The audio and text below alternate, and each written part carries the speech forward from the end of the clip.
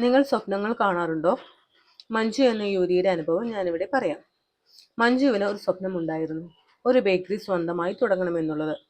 ലക്ഷ്യത്തിനു വേണ്ടി പ്രയത്നിക്കാൻ തുടങ്ങുക എന്ന് മനസ്സ് നിരന്തരം മന്ത്രിച്ചുകൊണ്ടേയിരുന്നു.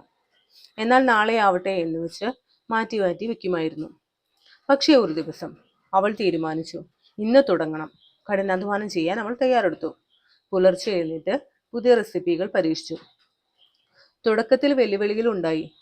പ്രതീക്ഷിച്ചത്ര വിജയമൊന്നും ഉണ്ടായില്ല. പക്ഷേ മഞ്ജു പിന്മാറിയില്ല. ഓരോ തടസ്സവും അവൾക്ക് പുതിയ പുതിയ പാഠങ്ങളായി. ലക്ഷ്യത്തിനു വേണ്ടി പ്രയത്നിക്കുക എന്ന വാക്കുകൾ അവൾക്ക് ശക്തി നൽകാൻ തുടങ്ങി. ദിവസങ്ങൾ ആഴ്ചകളായി, ആഴ്ചകൾ മാസങ്ങളായി. അവളുടെ അധ്വാനത്തിന് ഫലം കാണാൻ തുടങ്ങി. ഇന്ന് മഞ്ജുവിന്റെ ഡ്രീംസ് ബേക്കേഴ്സ് ഒരു വിജയമാണ്.